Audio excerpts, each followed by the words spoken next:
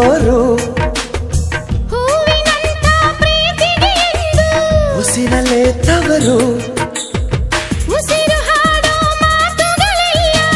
ಯಾರು ಬಲ್ಲೋರು ಯಾರಿಗಾಗಿ ಪ್ರೀತಿಸುತ್ತೀವೋ ಅವರೇ ನಮ್ಮೋರು ಅನುರಾಗ ಒಂದು ಹಾಲು ಬೆಳದಿಂಗಳು ಅಂತರಂಗ ಒಂದು ಅಮೃತ ಮಹಲು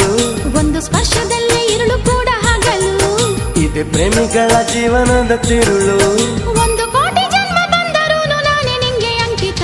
ಸಾವಿರ ಕನಸಿನ ಸುಂದರ ಪದಗಳ ಹಾಡುವ ಸಮಯವಿದು